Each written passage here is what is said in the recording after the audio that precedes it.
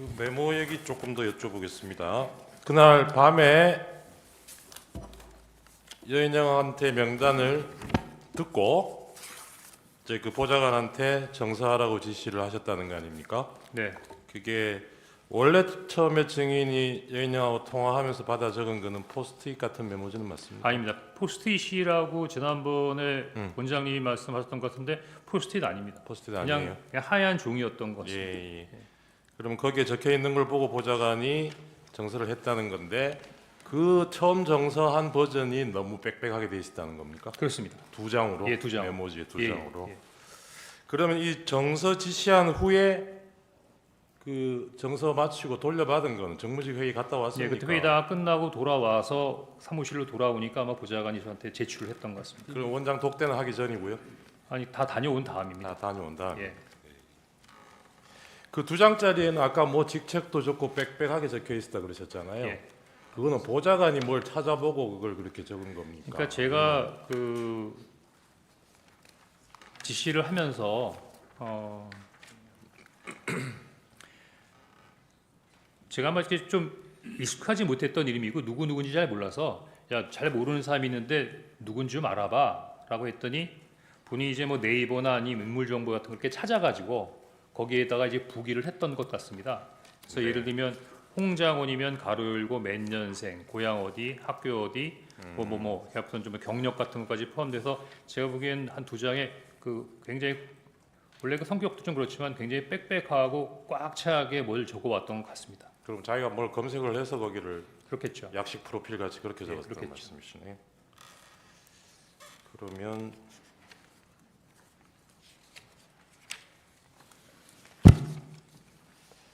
아까 대통령한테 그날 처음 전화 받았을 때 있잖아요. 네, 이게 전화를 드린 거죠. 처음에는 못 받았고 대통령이 전화했을 때는 못 받았고 8시 22분에는 제가 전화를 전화를 드린 드렸고요. 거죠, 그죠? 그때 예, 그때 이제 첫 통화를 하신 거 아닙니까? 네, 그때 대통령이 증인한테 원장은 미국 가 계시죠? 뭐 이런 질문을 하던가요? 그 내용은 기억 안 납니다. 그 아까도 뭐 잠깐 얘기가 나왔는데 그 원장한테 처음 보고할 때 대통령이 원장은 미국 가 계신 줄 아셨나 봅니다. 이렇게 얘기를 하셨다고 그렇습니다. 그랬잖아요. 예. 그 만약에 대통령한테 그런 언급을 직접 구체적으로 들었다면 이 얘기를 어떻게 하셨을 것 같아요? 미국 간 줄 아시더라고요. 뭐 이 정도가 되지 않을까요? 예, 맞습니다. 아셨나 봅니다라는 건 증인이 짐작해서 그렇게 얘기하셨다는 거죠. 그리고 이게 언론 보도를 지금 옛날 걸 다시 한번 찾아보면 12월 5일 날 방첩사는 언급이 됐던 것 같고요. 이런 체포조 명단이 있다는 얘기는 보도가 됐습니다. 그런데 이게 대통령이 지시한 거하고 연결되는 거는 증인 얘기가 처음이죠. 그게 아마 12월 6일자 조선일보 기사가 처음이었던 것 같은데 세상에 알려졌던 거는 이게 맞습니까? 혹시 그 전날 이 체포조 명단 기사에 나온 거는 보셨습니까? 체포조 명단 기사가 그 전에 나왔었습니까? 12월 5일자로 예. 나왔던 것 같아요. 기억 잘 안 납니다. 안 나세요? 예.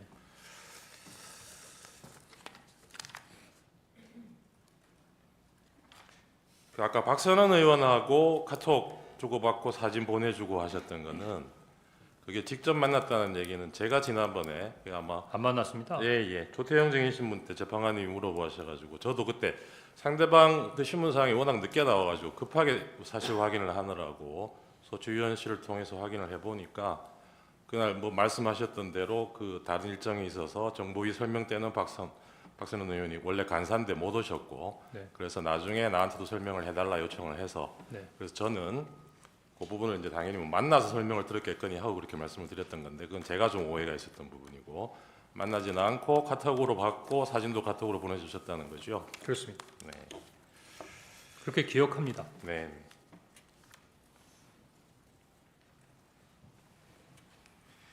증인 처음에 대통령한테 전화 받고 이번 기회에 싹 다 잡아들여라. 대상은 특정이 안 된 채로 그 얘기를 듣고 여인영하고 통화하기 전에는 검찰에서 어떻게 진술하셨냐면 이게 대상이 짐작으로는 반국가 세력 뭐 그런 간첩단이나 이런 사건이 터졌나 있었나 방첩사에서 그렇게 짐작하셨다고 얘기를 하셨어요. 예, 방첩사에 사건이 있는가 그렇게 생각했습니다. 방첩사에. 예. 그런데 그날은 아마 그럴 경황이 없었을 테고 나중에라도 이 대통령 비상계엄 선포하는 대국민 담화문 찬찬히 한번 보신 적 있습니까? 그 외에도 여러 가지 일들이 많아서 담화물을 챙겨볼 수 있는 기회는 없었습니다. 지금이라도 한번 보십시오. 보면 예, 계엄 선포 이후로 반국가 세력이라는 말을 한 4-5번 쓰고 있습니다. 그리고 어떤 때는 국회라고 하기도 하고 민주당이라고 하기도 하고 어떤 대목에는 반국가 세력 앞에 종북이라고도 붙여져 있어요. 이 반국가 계엄 선포문하고 연결시켜 보면 증인이 처음에 그 짐작했던 반국가 세력이 여인영한테 들은 명단하고 다른 얘기가 아닌 것 같거든요. 그런 생각은 안 해보셨어요?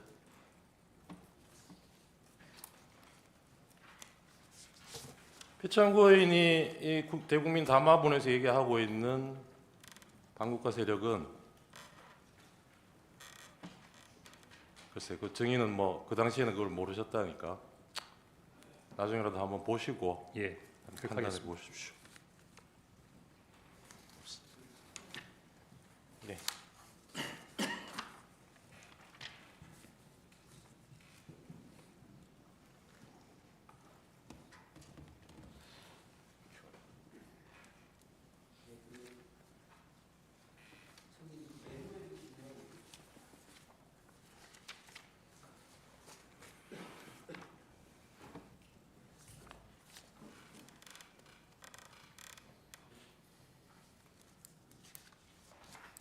증인 메모해 보시면 그 방첩사 구금시설이라는 표현이 있지 않습니까? 기억나시나요? 증인이 하신 메모해 보면 방첩사 구금시설. 혹시 그거 이제 여인영 그 방첩사령관한테 직접 들으신 거 그대로 메모하신 거죠? 네, 혹시 그 방첩사에 구금시설이 있다라는 거 없다라는 거 알고 계셨나요? 모릅니다. 갑 29-10호증 한번 제시해 보겠습니다. 수사기록 3928쪽인데요. 그대로 읽어드리고 나면 이게 김대우 방첩수사단장 진술조서인데요. 그리고 나서 사령관님이 저한테 구금시설이 어디 있냐면서 방첩사에 구금시설이 있냐고 물어보았습니다. 이런 표현이 있습니다. 이걸로 보면 이제 증인께서 기재한 그 부분을 듣고 기재했다라고 보이는데 특별히 이 부분에 대해서 기억이 있으십니까? 방첩사 구금시설 이 부분에 대해서. 지금 수사단장이 얘기했던 이 내용이 저와의 대화와 관계가 있습니까? 지금 그 저번 증인 신문 때 네, 그 방첩사 구금시설이 없는데 네, 왜 증인은 그런 메모를 했느냐고 그래가지고 좀 신빙성에 의심을 받았지 않습니까? 예, 그래서 제가 모른다고 했습니다. 그러셨죠? 예, 예. 혹시 이 메모를 작성할 때 네. 그 체포자 명단에 대해서 여인영 사령관 말고 네, 다른 분한테 혹시 들은 것은 있나요? 체포자 명단 관련돼서는 예. 여인영 사령관에게만 들었습니다. 혹시 그 증인은 메모에 정청래 사법위원장하고 권순일 그 대법관이 전 대법관이 같이 기지게 되어 있는데요. 같이 네, 그 부분 혹시 정확히 기억하시나요? 지금 죄송합니다만 질문을 한번 다시 해주겠습니다. 메모에 보면 네, 네, 권순일 그 전 대법관하고 네, 그다음에 정청래 사법위원장이 같이 기재되어 있습니다. 네, 네, 근데 이제 다른 많은 메모들이 있는데 네, 이 두 분이 같이 기재되어 있거나 네. 같이 언급된 수사 기록이 없어서 그래요. 저는 전후좌우 없이 그냥 받아 적은 것뿐입니다. 그래서 뭐 인원이 어떻게 구성되어 있는가 그런 것까지는 기억이 안 나고 그냥 받아 적어서 그 명단을 그대로 메모에 유지해 왔다 이렇게 예, 말씀드립니다. 마지막으로 한 가지만 더 물어보겠습니다. 예, 그 조지호 경찰청장 진술에 의하면 네, 체포자 명단이 처음에 15명이라고 했고 네, 그 이후에 한동훈 대표가 추가돼서 최종적으로 16명이 정리됐다고 해요. 네. 근데 증인 메모에 보면 16명인가 14명인가 둘 다 기록돼 있고 네, 오히려 16명이 삭제됐는데 네. 혹시 검찰 조사를 받으면서 네. 그 명단이 정확한지에 대해서 검사하고 좀 의견 교환이 있었나요? 아닙니다. 전혀 없었나요? 예. 그런데 16명인 걸로 혹시 오해한 특별한 이유가 있나요? 제가 첫 번째 메모를 하고 두 번째 메모를 옮겨서 다시 한번 복기를 하는 과정에 제가 말씀드렸지만 4일 오후에 이게 쭉 보다 보니까 그 다음날 굉장히 바쁘게 지나갔지 않습니까? 근데 12명의 명단은 확보가 돼 있어요. 근데 2명은 확실히 들었어요. 근데 12명의 명단도 한 10명 정도밖에 안 적었기 때문에 10명 적고 생각나는 거 2명 더 적고 2명은 생각이 잘 안 나고 근데 가만히 생각해 보다 보니까 그 순서로 뭐 그 이후에 몇 번 더 있었던 것 같은 그 잔상이 좀 남았던 것 같아서 혹시라도 내가 지금 현재 기억하는 건 14명인데 16명까지도 불러준 게 아닐까라고 추정했던 겁니다. 그러니까 그때 이제 여인영 방첩 사령관으로부터 들은 명단이 네. 혹시 16명이 아닐까라고 본인 스스로 그렇게 생각한 적이 있었다는 거죠? 예, 그런 생각한 적이 있었습니다. 네, 이상. 예. 아까 저 배창구인 대리님께서 이 메모를 그 다음 날뭐 다시 작성하고 한 게 비상계엄은 이미 해제됐는데 그래서 이걸 다시 뭐 사용할 일도 이용할 일도 없을 것 같은데 왜 그런 작업을 했느냐 이런 취지로 물으셨는데 이게 비상계엄이 해제됐다고 해서 대통령이 이런 사람들 체포 지시한 일도 없어지는 건 아니겠죠. 예. 그게 뭐 나중에 이무렵의 증인이 벌써 이걸 세상에 알려야겠다는 생각을 하셨는지는 모르겠는데 뭐 나중을 위해서 기록을 하는 의미는 충분히 있었을 것 같은데 그런 의미로 하셨던 거 아닌가요? 정보기관의 특성상 뭐를 들으면 기억하거나 메모하거나 알려고 노력하는 부분이 습관이었던 것 같은 거고요. 네. 꼭 정보 수집을 하는 부분의 모든 부분이 이 정보 수집을 하면 요 다음에 뭘 해야겠다라는 부분에 있어 생각을 하고 하는 건 아니니까 네. 어떻게 보면 그냥 들었던 부분에 특이하면 메모해놓고 뭐 알겠습니다. 이랬던 부분이 아닌가 싶습니다. 그 국정원에서 지난번 증인이 증언하고 난 뒤에 이 보좌관들하고 이 메모 작성 경위에 대해서 자체 조사를 한 것 같아요. 지난번 지난- 조태영 원장이 나와서 그렇게 증언을 네. 했거든요. 네, 그 조태영 원장도 인정한 부분이 나중에 그 다음 날 작성된 그 메모지하고 전날 증인이 원래 메모지나 정사시킨 거기에 인원수가 거의 일치한다는 것은 국정원에서도 확인을 했다 그래요. 그러면 이게 메모 버전이 뭐 몇 개 있지만 그 내용은 동일하고 그 다음에 여인영이 얘기한 상대방이 증인뿐만이 아니에요. 지금은 뭐 아시겠지만 저 부하 군인들도 있고 조지호 경찰청장도 있고 그래요. 그게 지금 14명, 뭐 15명, 16명 한두 명 차이가 나기는 하지만 앞에 뭐 12번째까지는 똑같습니다. 그게. 그런 내용이 확인되는데 지금 피청구인이 문제 삼으시는 통화 장소가 어디였고 메모를 어디에 했고 이게 이 메모의 신빙성하고 무슨 관계가 있는지 저는 잘 모르겠거든요. 정보를 많이 다뤄보신 분께서 어떻게 생각하십니까? 저는 지금 여러 가지 오해나 여러 사람들에 대해서 이야기를 하는 과정에서 보좌관한테 정설한번 스키 천만다행이라고 생각합니다. 만약에 제가 혼자만 가지고 있었고 혼자만 썼다면 누가 제 말을 믿어주겠습니까?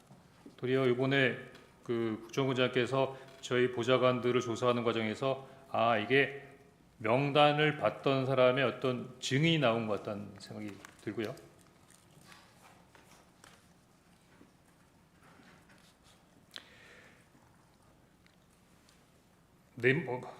내비를 할 때도 스코프가 나오는데 결국 이루어진 것은 국정원 청사 내입니다. 제 사무실에서 3분 거리에 떨어지는 원장 직무실, 그 원장 관저, 그 선상에서 이루어진 거거든요. 네. 그러면 시간은 그 통화 내역으로 정해져 있기 때문에 이미 정해져 있고 사무실에서 관저 현관까지 그 짧은 기간의 거리 내에서 이루어졌다면 그 어디서 이루어졌다 하더라도 크게 놀랄 일은 아니지 않습니까? 자, 그러면 지금부터 잠시만 주목해 주시기 바랍니다. 제가 구독자분들을 위해서 선물 하나를 준비했는데요. 제가 항상 여러분들께 드리는 말씀이 있습니다. 뉴스만 평소에 잘 챙겨보셔도 돈이 되고 돈을 벌 수 있다라고 말씀을 드렸는데요. 여러분들은 여기 보시는 삼성전자 뉴스를 보고 어떤 생각이 드세요? 아니면 정치인들의 뉴스, 날씨 뉴스를 보고는 어떤 생각이 드시나요? 그냥 뉴스만 보고 끝내는지, 아니면 이 뉴스를 어떻게 이용할 수 있는지, 이 부분을 고민하고 계시는지를 되물어보고 싶습니다. 그 이유가 뭐냐 하면 제가 지난번에 여러분들께 뭐라고 말씀을 드렸었죠? 지금은 반도체 섹터를 눈여겨보셔야 한다고 말씀드렸습니다. 그리고 나서 이런 썸네일들 뉴스를 통해서 많이 보셨을 겁니다. 반도체 내용이 이슈가 됐을 때 부자들은 어떻게 생각한다? 반도체 관련주들은 뭐가 있는지, 어떤 종목이 가장 좋은지, 어디에 투자해야 돈이 몰리는지 자연스럽게 생각한다고 제가 말씀을 드렸죠. 그 이유가 뭐냐 하면 부자들이 봤을 때는 이슈가 곧 돈으로 이어지고 그 이슈가 나에게 돈을 벌어준다는 경험적 확신이 있기 때문에 부자들은 항상 이런 사회적 이슈를 관심 있게 챙겨본다고 제가 말씀을 드렸습니다. 이번에도 마찬가지인데요. 제가 지난번에 시청자분들과 함께하는 주식으로 수익 내기 이벤트를 진행했었죠. 당연히 100% 무료로 진행을 했었고요. 여기 보시면 아시겠지만 제가 지난번에도 구독이라고 보내주신 모든 시청자분들께 반도체 관련주 중에 가장 크게 급등할 딱 한 종목, 많은 종목도 아니라 한미 반도체 한 종목을 여러분들께 추천드렸어요. 그러면서 여기 나와 있는 대로 정확히 얼마에 매수해야 하는지, 그리고 수익률이 어느 정도 나왔을 때 팔아야 하는지를 이런 부분들까지 여러분들에게 정확히 알려드렸었는데 지금 실제로 어떻게 되었다? 오른쪽을 보시면 아시겠지만 제가 지난번 문자 발송으로 이 한미 반도체를 소개해드리고 나서 실제로 이렇게 5배 이상 어마무시한 상승이 나왔습니다. 100만 원만 투자를 했어도 무려 500만 원이 넘는 수익금이 생긴 거죠. 그래서 당시에도 굉장히 많은 분들이 제가 드린 이 한미 반도체로 수익을 내실 수가 있으셨을 텐데요. 다시 한번 축하드린다고 말씀을 드리겠고 이번에도 마찬가지입니다. 앞으로도 2024년, 2025년 계속해서 기대해볼 섹터는 AI입니다. 그 중에서도 AI 반도체는 그 누구도 부정할 수 없는 미래성장 산업입니다. 그러면 우리가 어떻게 생각해 볼 수 있을까요? AI 반도체 종목 중에 앞으로 크게 대장 역할을 하면서 10배 이상 급등할 수 있는 텐베고 종목을 지금부터 열심히 추적해야 한다는 겁니다. 큰 돈을 투자하지 않더라도 월급의 일부분 아주 소액이라도 이 종목을 모아가야 수백 %의 수익률을 손에 쥘 수 있는 것이죠. 지금 여러분이 보고 계시는 이 유튜브 또한 AI 반도체와 아주 밀접한 연관이 있고 반도체야말로 대한민국의 핵심 산업으로 앞으로 더더욱 시장은 성장할 수밖에 없습니다. 그렇기 때문에 제가 이번에도 뭘 보내드리고 있냐면 지난번과 똑같이 구독이라는 문자를 보내주시면 제가 AI 반도체 관련주 중에 앞으로 대장주 역할을 하면서 주가가 가장 크게 급등할 한 종목을 여러분들께 문자 발송으로 종목명과 사고 파는 시점을 모두 알려드릴 건데요. 그 문자를 받고 여러분들이 주식으로 돈 버는 연습을 한번 해보셨으면 좋겠고요. 혹시라도 나는 주식을 하지 않는다 하시는 분들은 주변에 주식하시는 지인분들에게 말씀을 해주셔도 되고요. 아니면 연세가 있으셔서 투자가 어렵다 하시는 분들은 이 종목을 자녀분들에게 한번 사봐라. 이걸로 한번 수익을 내봐라. 이렇게 조언을 해주실 수도 있는 거겠죠. 그래서 지금 이 영상을 보시는 시청자분들 중에 나도 이번 종목이 좀 궁금하다 하시는 분들은요. 누구나 상관없이 그리고 어느 시간대나 상관없이 부담 없이 010-2514-5930번으로 구독이라는 문자 보내주시면 제가 이번에도 똑같이 무료 추천 급등주 문자를 보내드리겠습니다. 이해되시겠죠? 제 번호 010-2514-5930번으로 구독이라는 문자 보내주시면 여러분들이 직접 이슈를 통해서 돈 버는 연습을 해보실 수가 있는 거고 제가 돈을 받는 것도 아니고 투자를 대신해 드리는 것도 아니기 때문에 부담 없이 신청해 주시면 되는 겁니다. 그리고 수익이 나면 저는 다른 것은 하나도 바라지 않습니다. 제 채널에 구독, 좋아요 한 번씩만 눌러주시라 이렇게 다시 한번 말씀을 드리겠습니다.